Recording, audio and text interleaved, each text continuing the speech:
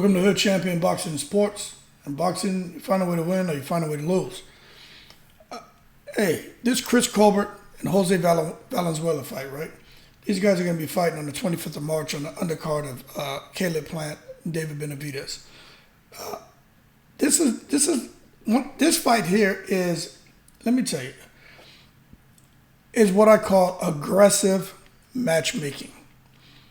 I don't see why the teams behind these guys would put them in against each other with both of them coming off losses. Matter of fact, they both came off losses against Dominican fighters. Colbert lost to Hector Garcia, a very, very good fight. And Valenzuela lost to Edwin De Los Santos, which was another great fire fight. But I mean, just the Dominican fighters proved in those fights that, they're not to be messed with.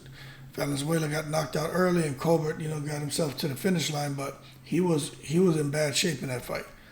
But my thing is, why would you put them in there with each other right now? They're both coming off losses, right? Now, don't get me wrong. As a boxing fan, I'm like, this is what we want to see, right? We want to see the good fights. But at the same time, it's like, neither one at this point in time can really afford another loss. But I'm going to tell you right now, when I look at it, and I look at the fact that, Colbert, he debuted in 2015. You got Valenzuela, debuted in 2018. Colbert 16-1. Valenzuela is 12-1. You look at the KO percentage, 35% for Colbert, 61% for Valenzuela. Colbert has a little bit more of a reach. Orthodox versus a southpaw. Colbert's been out the ring a little bit over a year, and Valenzuela has, not quite a year yet. But this is what we need to understand here.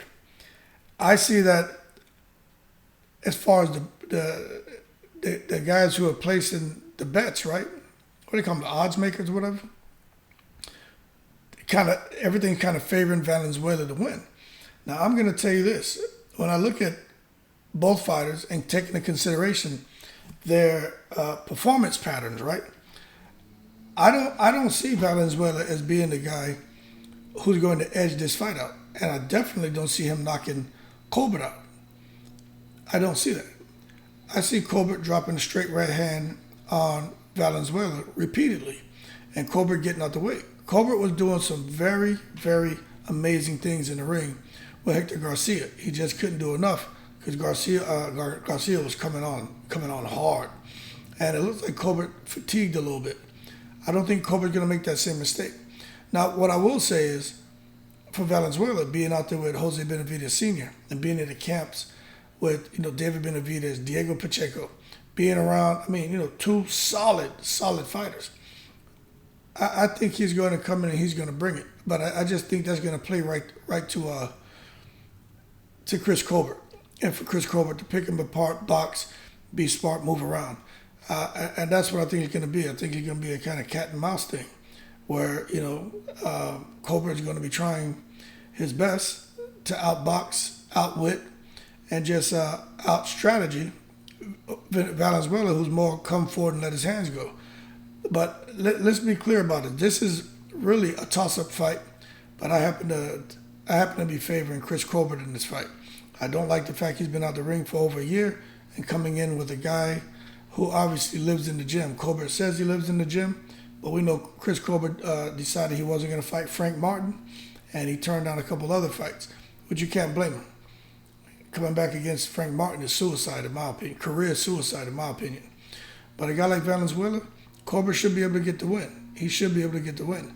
But this is, to me, it's kind of like J-Rock and Adamus, where it's like, why in the world would the team behind J-Rock throw him in with Adamus? Well, they're looking at the possibility of becoming the mandatory for Jamal Charlo. With Valenzuela and Colbert, what's the gain? What are they gaining by fighting each other? I just don't think this is the fight that should have been made right now. But it is what it is. They're both young. There's nothing wrong with losing to another. And I'm going to go ahead and call them both prospects. We know Colbert picked up a little title and stuff, but he lost. But let's just be clear. They're still both prospects. You know what I'm saying? But we'll see who rises to the occasion. But I just think they could have gone another route with both of them coming off of losses, you know? And especially Valenzuela. Valenzuela he got tore out the frame. He got banged up real good. So again, good matchmaking in the sense that they're putting Valenzuela in there with someone who they feel can't knock him out. Good matchmaking in the sense with Colbert team, putting him in with someone who is not as experienced as a Dominican fighter, maybe not as strong, and definitely not as skilled. But Valenzuela, I'm telling you, that damn Benavidez camp over there, them guys do work. They do work. And I just think if Colbert is still out here thinking highly of himself and thinking he's a superstar, thinking he's a celebrity, and not taking these fights seriously, Colbert could lose again. But I just think, for me, I think he's going to be able to outbox him. I do. I don't think Valenzuela can box. He's more of a slugger. And you saw what he tried to do against De Los Santos, and it just didn't work out well for him. He come in there trying to have a Colbert. Colbert's not going to stand there.